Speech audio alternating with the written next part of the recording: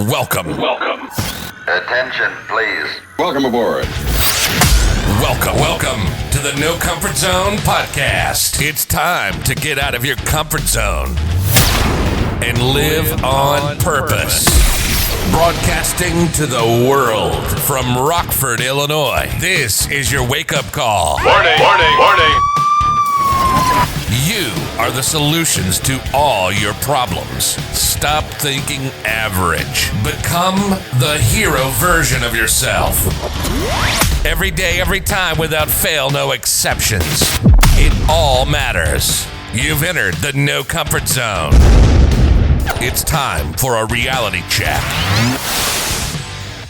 I think the name of this podcast is going to be called Don't Be Bogus.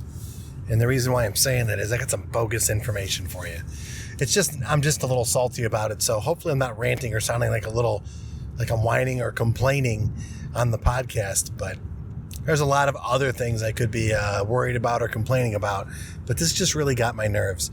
I don't know if you remember from a podcast I did back in the summer, but I talked about a sales trainer who took the time to post something on social media. Two different trainers. There's a super sales trainers in the automotive industry, in case I didn't make that clear. There's two different people that are out there in the industry. There's a sales trainer who actually says basically, hey, if there's any dealerships out there who are willing to sell this specific vehicle that's super hard to get, what we'll do, if there's anybody who's selling it for MSRP, the retail sticker price, or a little bit less, let me know. I have a buyer for you. And then one of the other sales trainers got involved in that loop too. And they're basically trying to get dealerships to discount a vehicle that's in super high demand. And they're sales trainers, which means by definition, they actually get paid by the dealerships to teach their people how to sell and add value. In the meantime, these are the people that are actually, I'm still getting pissed off about it. These are the people that actually then say on social media, basically, forget everything that I'm teaching because I don't believe in it. Best price wins. Man, where's all the value that goes with it? But the reason why I'm bringing it up today, not one and not two, but three different people that I have personally hired, developed, trained, and now are not in the business, got out of the business, and because their other business they got into, three different people, now they're getting into the car sales training business like it's easy. So there's 5 people that I know that don't have the, I'll say it, intestinal fortitude to actually do this for a living day in and day out and be successful at it. There's a big difference. You could do it day in and day out, but doing it day in and day out on your own terms, that's a little bit different. I'm not saying that I'm a sales great, but I'm saying the things that I've learned along the way are tried and true. They're tested. I got into the business in 92, little recession happening, got through the whole internet changes and all that stuff, got through the bad credit, no money down stuff, got through 9/11, got through the housing bubble and all that blew up, and I'll get through this too. But when people are out there being hypocritical, saying that they can teach you how to sell, it's real easy to go over word tracks. Anyone could do that. It's just annoying. There's some sales greats out there that have been tested, that have been doing it a long time, that could still do it, and they still train. And those are the people I want to listen to. Grant Cardone's another one. He's a good guy. He knows what he's doing. He knows what he talks about. I talk about a lot on this podcast because I've met him. I crossed paths with him, and I worked for him for a minute. When he was huge, living in California, but nowhere near to the level he is now. And the guy knew at some point he was going to cross over and get involved into all sales versus just automotive sales. And now he's in real estate as he has been in forever. And he's ethical. The guy, what he says and does is what he says and does. You know, I guess that's what it comes down to. Don't be that guy that's going to say one thing and do another and be clever. Because there's a ton of money in automotive sales training. There's a ton of money in insurance training. There's just a ton of money in training altogether. I mean, think about it. You can get 300 people in a room to listen to your process at $300 that's what we were doing for Grant. There's 90 grand basically generated within a very, very short time period. And it's not very expensive to put together the things that you need to go over a process that fundamentally works. Where the problem is that you have people that really haven't done the tested, time-proven strategies. They get lucky, then adversity hits them, and then they quit. Then they try to do something else. And then they do that thing, and they get lucky, and they quit. And yeah, it is luck.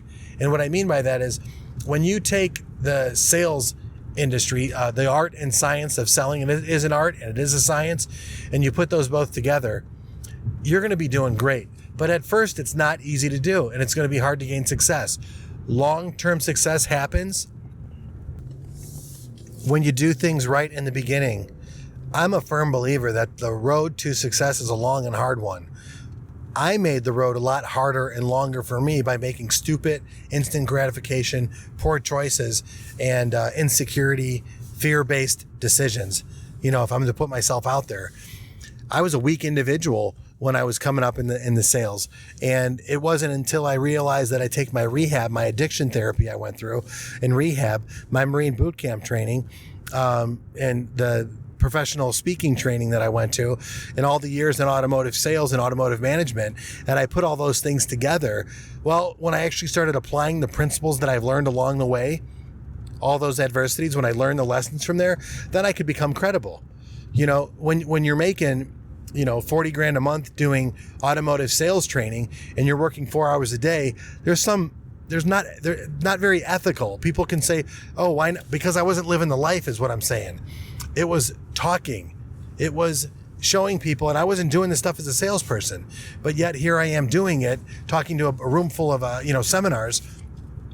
And I realized at the end of the day, it really what it came down to, I was a fraud.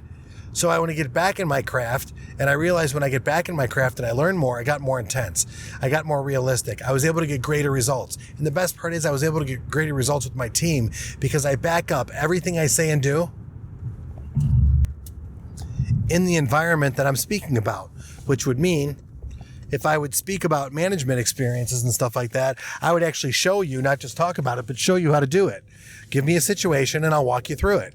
Give me a situation, I'll walk you through it with the person you're looking to lead, manager, whatever you're trying to do. Same thing in sales. One of the biggest things that I was willing to do is when I taught in a classroom about sales and management and sales process and closing techniques and all that, negotiating and all that stuff, and presentations and everything that you need to do to become successful. What I ended up doing was I not only focused on what to do in the classroom, the academic side of it, but I would immediately go onto the showroom floor and be able to do the same things because I realized something along the way. The art and the science are something to be taken seriously. And since I read every book on the subject and I listened to other people's mistakes and how they failed and how they persevered and when they became successful, I followed in their footsteps and I got similar results.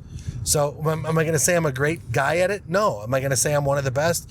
Absolutely not. But I've trained some people along the way to get to that point.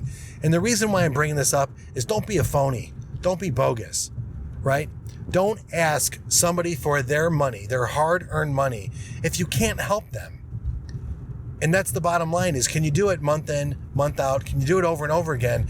You might be clever and neat and fancy and all that stuff. But the truth is, why would you do that? Why would you take money from, because you can? That's just BS. I'm fired up because there's too much of this going on. And when people are in this position right now and there's a lot of layoffs happening in the industry, man, it's time for you to step up and be part of the solution, not part of the problem.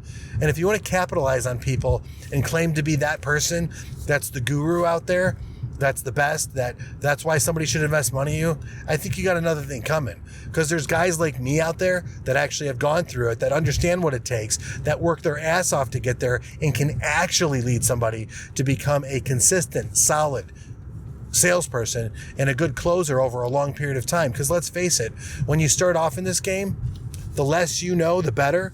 But when you start to learn and you really open it up so that you can become a better version of yourself and learn how to persuade, learn how to communicate, learn how to listen, learn how to give a presentation, learn how to close, learn how to work, a schedule, learn how to communicate well on the phone. And when you learn how to lead other people through a process, I'm telling you, it's life-changing. It changes every aspect of your life. But if you're looking for just something really simple about, I want to close my next deal, whatever, that's go to those guys, because that's just the clever way. But if you're looking for a lifestyle, I'm telling you, there's a much better way to do it. And there's a lot of phonies out there, so be careful. Why am I saying this right now? Because I've gotten hit up by these people saying, could you support me and help me with this? I'm blown away. I'm completely blown away to think that somebody at that caliber thinks that I would support them in regards to what they're doing when they suck. That's the bottom line. Period. And if you're listening to this podcast, and if you're one of those people, you know exactly who I'm talking to. And if you suck, you suck. You suck. So don't be that guy, okay? I know I'm coming out there really hard right now, but this is a podcast to help people and make people better. At the end of the day, if you think you're going to make somebody else better by taking their money out from them, you're not doing any good. So sorry for the downward spiral on this podcast, but I really want to help. I want to support. I believe in you, the listener out there, and I believe you can become a hero version of yourself. In the things that I do, I'm not asking for any money. I'm offering to help you out, because that's my purpose in life, to get you out of your comfort zone so that you can start living on purpose. Say goodbye. Want more of the No Comfort Zone? You can follow Dan on Instagram and Twitter at NoComfortZone1. Bye. Or on the web at thenocomfortzone.com. Bye-bye. Bye-bye. Thanks for listening to the No Comfort Zone podcast. Bye-bye. Bye-bye.